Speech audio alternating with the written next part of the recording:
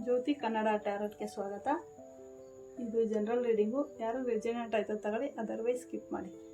ಯಾರೆಲ್ಲ ಇನ್ಸ್ಟಾಗ್ರಾಮಲ್ಲಿ follow ಮಾಡ್ತಾಯಿದ್ದೀರಾ, like ಕೊಡ್ತಾಯಿದ್ದೀರಾ, comment ಮಾಡ್ತಾಯಿದ್ದೀರಾ, ಯೂಟ್ಯೂಬ್ನ subscribe ಮಾಡ್ತಾರೆ, ಲೈಕ್ ಕೊಡ್ತಾ ಇರೋರಿಗೆ ಪ್ರತಿಯೊಬ್ಬರಿಗೂ ತುಂಬ ತುಂಬ ಧನ್ಯವಾದಗಳು. ನಿಮ್ಮ ಸಪೋರ್ಟು ಸಹಕಾರ ಹೀಗೆ ಇರಲಿ.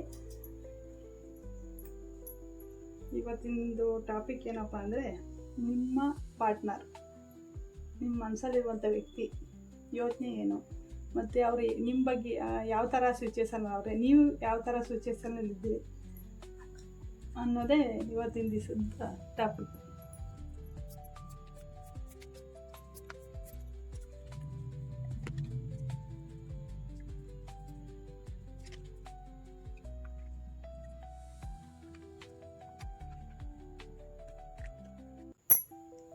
ನಿಮ್ಮ ವ್ಯಕ್ತಿ ಪರಿಸ್ಥಿತಿ ಏನಾಗಿದೆ ಅಂದರೆ, ಹಲವಾರು ಅವಕಾಶ ಅನ್ಬೋದು, ಹಣದ್ದಾಗ್ಬೋದು, ಉದ್ಯೋಗದ್ದಾಗ್ಬೋದು, ಅಥವಾ ವ್ಯಕ್ತಿ ಆಗ್ಬೋದು, ನಿಮಗಿಂತ ಒಳ್ಳೆ ಬೆಟರ್ ಆಗಿರೋ ಸಿಗ್ಬೋದು ಅಂತ ಅವ್ರು ಆಯ್ಕೆ ಮಾಡ್ಕೊಂಡು ಹೋಗಾರೆ.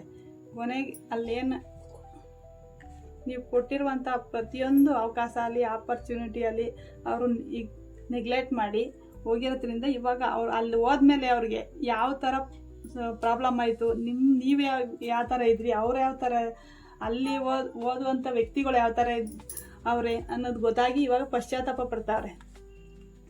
ಈಗ ವಾಪಸ್ ನಿಮ್ಮದು ನೆನಪುಗಳು, ಪ್ರತಿಯೊಂದು ನೆನಪು ಅವ್ರಿಗೆ ನೆನಪಾಗ್ತಾ ಇದೆ.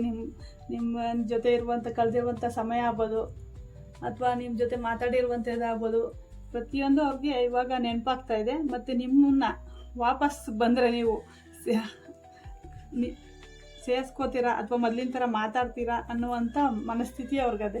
ಆದರೆ ನಿಮ್ಮನ್ನು ಪಡ್ಕೊಳ್ಳೋದು ತುಂಬ ಕಷ್ಟ ಇದೆ ಇವಾಗ. ಯಾಕೆಂದರೆ ಇಷ್ಟೆಲ್ಲ ಇಗ್ನೋರ್ ಮಾಡಿ, ನಿಮ್ಮನ್ನು ನೆಗ್ಲೆಕ್ಟ್ ಮಾಡಿ ಹೋಗಿರುವಂಥ ನಿಮ್ಮ ಪಾರ್ಟಿ ಇವಾಗ ನೀವು ಬಂದರೆ, ಅವ್ರು ಬಂದರೆ ನೀವು ವಾಪಸ್ ಸೇರಿಸ್ತೀರಾ ಇಲ್ವಾ ಅನ್ನುವಂಥ ಮನಸ್ಥಿತಿಲಿ ಅವರೇ. ಮತ್ತು ಯೋಚನೆ ಮಾಡಿಕೊಂಡು ಒಂದೇ ಕಡೆ ಏನು ಎಕ್ಸ್ಪ್ರೆಸ್ ಮಾಡ್ದೇ ಕೂತ್ಕೊಂಡ್ಬಿಟ್ಟವ್ರೆ. ಇವಾಗ ನಿಮಗೆ ನ್ಯಾಯ ಕೊಡಬೇಕು ಅನ್ನೋಂಥ ಯೋಚನೆ ಮಾಡ್ತಾವ್ರೆ. ನಿಮ್ಮ ಸಿಚುವೇಶನ್ ಆಗಿರೋದು ನೋಡೋಣ.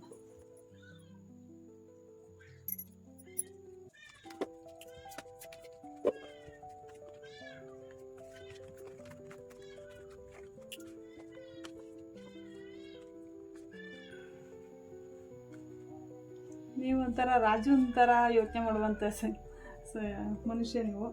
ಆದರೆ ಏನು ಅಂದರೆ, ನಿಮಗೆ ಹಳೇದೆಲ್ಲ ನೋವು ನೆನಪಾಗಿ ಒಂಥರ ಇವಾಗ ಎಮೋಷ್ನಲ್ ಫೀಲಿಂಗ್ ಜಾಸ್ತಿ ಆಯ್ತದೆ.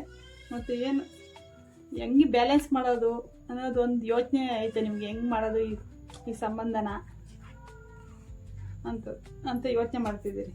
ಆದರೆ ಏನು ಅಂದರೆ, ಹರ್ಮಿಟ್ ಕಾರ್ಡ್ ಬಂದಿರೋದ್ರೆ ಹೊರಗಡೆ ಎಲ್ಲೋ ಪ್ರಶ್ನೆ ಹೆಂಗೆ ಅಂತ ಯೋಚನೆ ಮಾಡೋದು ಬದಲು ನಿಮ್ಮದೇ ಕ್ವಶನ್ನು, ನಿಮ್ಮದೇ ಆನ್ಸರ್, ಹಂಗೆ ಒಳಗಡೆ ಇರುವಂಥ ಜ್ಞಾನ ಯೋಚನೆ ಮಾಡಿದಾಗ ನಿಮ್ಮ ಒಳಗಡೆ ಒಳ ಮನಸ್ಸು ಏನು ಹೇಳ್ತದೆ ಅದನ್ನು ಯೋಚನೆ ಮಾಡಿದಾಗ ನಿಮಗೆ ಸಾಕಷ್ಟು ಬದಲಾವಣೆ ನಿಮ್ಮ ಜೀವನದಲ್ಲಿ ಬದಲಾವಣೆ ಬರ್ಬೋದು, ಅಥವಾ ಹೊಸ ವ್ಯಕ್ತಿ ಬರುವಂಥ ಚಾನ್ಸಸ್ ಇದೆ. ಮತ್ತು ಇವಾಗ ಹಳೇದು ಎಲ್ಲ ಬಿಟ್ಟು ನೀವು ಯಾವುದ್ರ ಬಗ್ಗೆ ತೀರ್ಮಾನ ತಗೋಬೇಕು ಅಂದರೆ, ಹಳೇದೇನಿದೆ ಬಿಟ್ಟು ನಿಮ್ಮನ್ನು ನೀವು ಅರ್ಥ ಮಾಡ್ಕೋಬೇಕು. ಬೇರೆಯವ್ರು ಅವ್ರು ಬಿಟ್ಟೋರು, ಇವ್ರು ಬಿಟ್ಟೋದ್ರು, ಅವ್ರು ಹಂಗಾಯ್ತು, ಬೇರೆಯವ್ರ ಮೇಲೆ ಬ್ಲೇಮ್ ಮಾಡೋದಕ್ಕಿಂತ ನಿಮ್ಮನ್ನು ನೀವು ಅರ್ಥ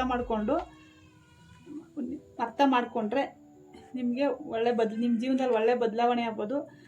ಮತ್ತು ನಿಮ್ಮ ಲೈಫು ಈ ಕತ್ಲೆಯಿಂದ ಬೆಳಕು ಬರುವಂತೆ, ಕತ್ಲೆಯಿಂದ ಹೆಂಗೆ ಬೆಳಕು ಬರುತ್ತೋ ಆ ಥರ ನಿಮ್ಮ ಲೈಫು ಹೊಸ ವ್ಯಕ್ತಿ ಆಗ್ಬೋದು, ಹೊಸ ಸಂಬಂಧ ಆಗ್ಬೋದು, ಅಥವಾ ಇರುವಂಥ ಸಂಬಂಧನೇ ಸರಿ ಹೋಗುವಂಥದ್ದು ಆಗುತ್ತೆ. ಏಕೆ ಕತ್ಲೆ ನಂತರ ಬೆಳಕು ಬಂದಾಗೆ ನಿಮ್ಮ ಲೈಫು ಬದಲಾವಣೆ ಆಗೋ ಹಂತದಲ್ಲಿದೆ ಅಂತ ಹೇಳ್ತಾ ಈ ರೀಡಿಂಗ್ನ ಮುಗಿಸ್ತಾ ಇದ್ದೀನಿ.